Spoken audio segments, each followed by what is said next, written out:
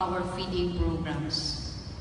All this happened in very remote towns with very small population. Apparently, the local politicians did not bother to give them much thought. We do not think the people there buy much of your products or services. So the question now is, why should you care if their children go to school if they don't have a direct impact on your bottom line? The reason is this. Research has shown that building nations where everyone can live and thrive and enjoy the benefits of economic growth is the best way to create even more growth. The Organization for Economic Cooperation and Development said that in Mexico and New Zealand, rising inequality took away Italy, in United Kingdom and the United States. The cumulative growth rate would have been 6 to 9 percentage points higher had income disparities not widened. On the other hand, greater equality helped increase GDP per capita in Spain, France, and Ireland prior to the Great Depression. In the Philippines, the richest 20% of the Philippine population received 52% of the country's total income in 1994, nearly 11 times the share received by the poorest 20%. This was a marginally worse situation than in 1985. And I quote from a Forbes magazine article. Indeed, from 1957 till today, aside from brief periods of improvement, the country's Gini ratio has changed little, consistently remaining the highest or one of the highest in Southeast Asia. In 2009, the poorest 20% of the population accounted for just 4.45% of national income. Close quote. Our country's best entrepreneurial minds are in this room. We hope these are not just numbers for you, because in reality, inclusive growth is an issue that affects real people on the ground, like the principal and the parents who build a school with only 8 posts to start with, 10,000 seed money, and just an indomitable desire to solve a painful problem in their community. They came together to address a clear and present need in their community. But with the donation of 300,000 pesos from outside their community, what was impossible became possible. Inclusive growth is not just critical for those in the fringes of society that we have vowed to serve, but also for your businesses to grow sustainably. Businesses and capital markets have been fueling global growth for decades, creating wealth for nations. But while market-led economic growth transformed whole chunks of the global map, its unfortunate byproduct was the exclusion of swaths of population who did not gain equality of economic opportunity. Faced with this stringent problem, corporations around the world are reinventing capitalism and turning to disruption and innovation in the way they do business. While traditional businessmen want to keep wealth circulating within a small, closed group, a new crop of businessmen now know that as more people break the cycle of poverty, more people can afford to buy their products and services. They know that when business is done as usual, the income gap widens. That is why they are embracing business unusual. How? Profit is now no longer the sole driver of growth. Shared value is. This way, growth does not have to slowly trickle down to the poor. As the private sector redefines products and pricing models, to turn the swaths of population that have been left out as their new target market. Shared value is created. Growth and progress happen at the same time. We need growth for all, not just for a select few. Progress that benefits only the elite is no progress at all. There are issues in this conversation that may ruffle some of our feathers. We might have to break monopolies, correct poor labor practices, reassess our tax system, among other things. I also personally believe that there is value in considering the continuation and expansion of the current social protection system through our Pantawid Pamilya Pilipino program and our PhilHealth. We may also have to think about incentivizing the adoption of a more inclusive value chain model that will create more rural jobs and livelihood. This should facilitate increased productivity in agriculture without compromising our competitiveness as we strive to grow our domestic and export market share. Linked to all this, I also cannot overemphasize the importance of creating a better and more efficient business environment. Removing inefficiencies in doing business enhances the growth of both big and small corporations. We in government must also continue to find better ways to enable our micro, small to medium-scale enterprises to be more integral players in growing our economy. More than 99% of our companies in the country are small, and they employ 64.97% of our people. As we support small players and social entrepreneurs, we bridge progress to the excluded bottom. Gone is business as usual. Let us now embrace business unusual. Celebrate disruption and innovation, and create wealth and profit shared by both top and bottom. The Office of the Vice President is committed to help in changing the face of poverty in the next 6 years. We want to focus on 5 areas: hunger and food security, universal health care, rural development, education, and people empowerment. The President has recently offered us a cabinet position as Housing Secretary. And as you know, we have gratefully accepted. Housing is also one of the things that my husband Jesse used to work on when he was still mayor of Naga City and when he became Interior Secretary.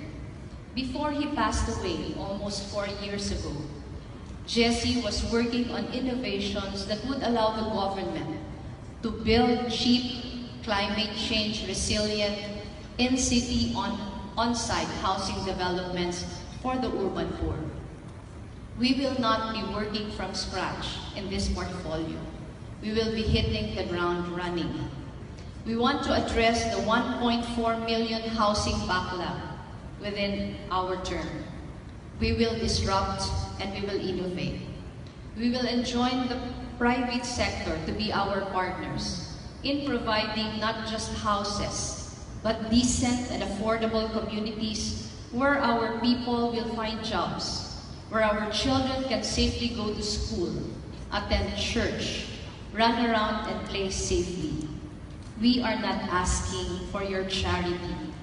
Companies like Finma Properties have proven that these developments can be also commercially viable, as shown by their on-site resettlement investments in Quezon City.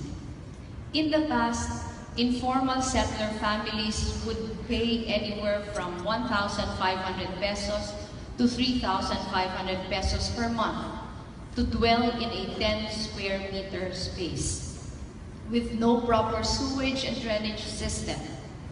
Through FINMA's partnership with the Quezon City government, Pag-ibig Fund and several partner NGOs, ISFs today, shell out only a little more than 2,000 pesos as monthly amortization through Pag-ibig for decent 26 square meter homes and with loft provisions that have proper sewerage and drainage and security of tenure.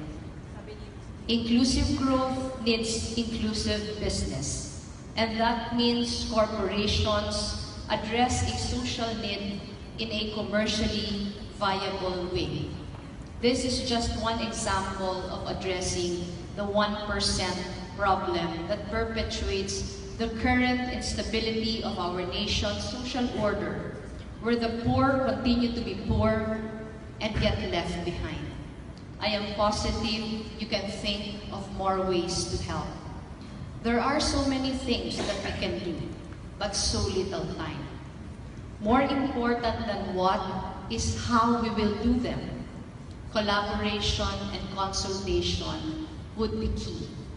With you, the private sector, who brings so much of your resources, your commitment, your expertise, your efficiency, and your networks to the table, and with the beneficiaries themselves. Over the course of our work as an alternative lawyer, working with the marginalized, we have discovered that the best solutions come from those who have lived in poverty themselves. They know better than highly paid consultants or are equally knowledgeable about what is good for their food. For instance, when informal settlers are included at the table at the very start of planning their communities, these projects tend to be more successful. It is true, consultations take time and trust issues need to be addressed. But when the poor are given a seat at the table and their voices are heard, that is when miracles happen. Imagine what we can achieve in 6 years. The idea of the unlimited ways to do good fuels my passion and gives me energy, even as I try to get used to interesting changes that come with my new job. For both of us, the government and the private sector, we need to embrace this disruption from within, or else we risk being at the mercy of global developments. This elusive, inclusive growth can only happen if we ourselves make it part of our personal inner scorecard. The fact that you are here indicates that you are willing for us to work together. Like the parents and the principal huddled together to build that small school. Working together has a way of igniting passion, even from those who may be sitting on a fence. That urge to collaborate and build bridges of understanding is our single most important resource. The imperative to harness our diverse gifts and unique roles in society towards concrete platforms of collective action can no longer be ignored. Let our driving force for this be the inclusion and the transformation of the lives of the majority of our people who have long been excluded from the benefits of the wealth that has been created. Personally, I am filled with gratitude and enriched whenever I am given the opportunity to be an instrument in changing lives for the better, especially for those who have less. I believe it will not be different for you. We will be knocking on your doors, the doors of your boardrooms, and we hope you welcome us. Thank you very much. Thank you all for listening. Magandang umaga po muli sa inyo. Identify for themselves what projects you can as social media that could also be commercially viable. Two things are missing. One of that is people are not really given enough voice in the planning process. Most of the programs are just given to them with the very best of intentions, of course. The donors and the sponsors who give this will fulfill the greatest need of the people. But from experience, it would be better to give them a seat at the table from the planning process, not later in the day. Because if they're allowed to air their voices and allowed to plan with the sponsors, the projects become very, very successful. And one of this is the problem with housing. When my husband was still Secretary of DILG, they conceptualized a program called People's Plan. The relocation of informal settlers are done through a People's Plan, where people themselves plan everything, where they will renovate, talk with landowners, do everything by themselves, and just make them feel that government is there wherever their plans are. These were the most successful relocations. I think one question in everybody's minds, and then just go ahead and say, how do we help you in housing? And what are your plans to hold one of these consultations that brings everybody to the same table? What are the needed plans, and what ideas might all this? You know, I mentioned in my speech that we have identified 5 core programs already. Hunger and food security, education, rural development, empowerment, universal health care. This was conceptualized with the thought that I won't be given any cabinet posts. So we started to hit the ground running already. Right after, even before my inauguration on June 30, what we're doing now is, the only power that the Vice President has, or the only role that the Vice President is given under the Constitution, is just to be there, just in case something happens to the presidency. We have studied what the previous administrations did, at least the office of the Vice President did. And most of the things that they did were more ceremonial and political. There wasn't much space for us to do advocacy work. So when we started analyzing the budget, when we started analyzing what's there for us, there wasn't enough elbow room for us to do policy and advocacy work, and we wanted to change it. We started asking BBM to allow us to give more space for advocacy work. And that's what we're doing now. The reason why we transferred office was we wanted to save on money. Right now, we will be saving at least 200,000 a month. That will give us more space to do what we want to do. But since we don't have any mandate to execute programs, what we intend to be doing is to act as a convener of sorts.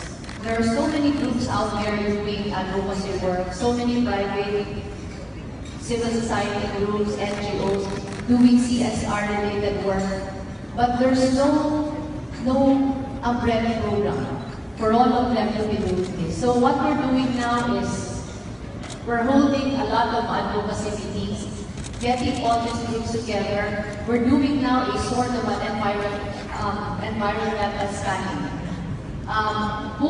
Which groups are doing advocacy work for hunger and food security? We'll lump them in one group. Which groups are doing education-related CSRs?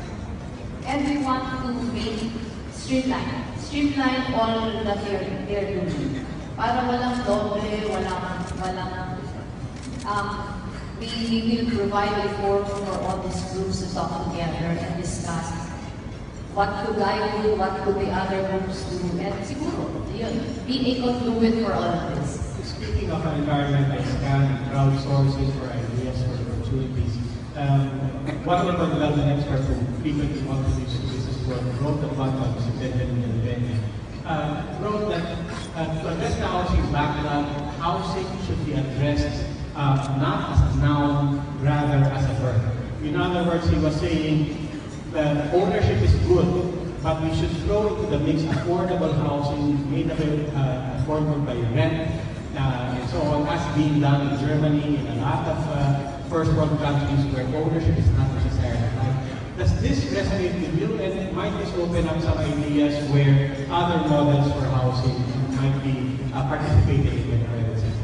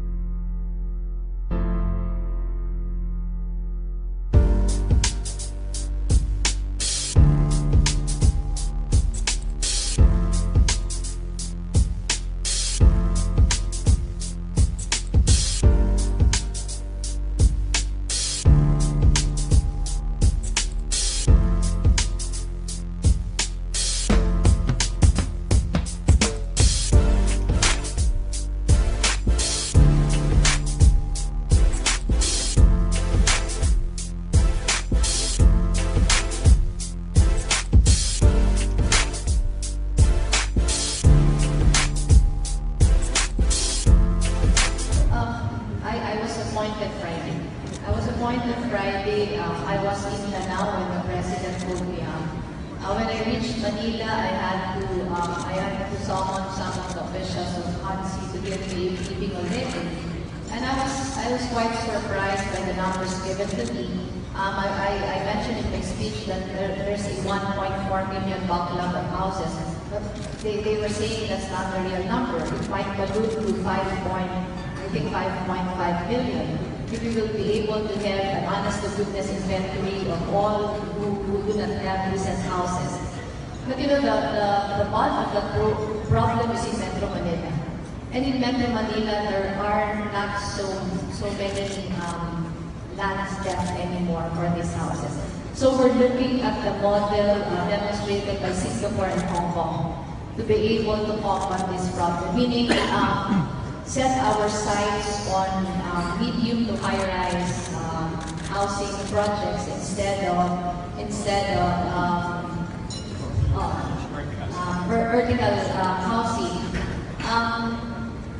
Medyo malaki yung problema sa houses. There has to be a amendment to many policies that are there already. HADC is not exactly a department of housing. It's just a coordinating council of 6 other key shelter agencies. So, strictly speaking, it doesn't have much power. And all the key shelter agencies are working on their own. We have a lot of cleaning up and straightening out of policies so that we will become more effective. But the main thrust really is to do away with the backlog, at least in the next 6 years. We hope to be able to do that. I would like to think that this administration is fully supportive of that. The past administration has done a lot of already, but because of the backlogs that are there, we really have to work to bend over and work backwards so as to erase everything. We understand the Vice President has to be on her way to her next appointment. Vice President Robredo, maraming salamat.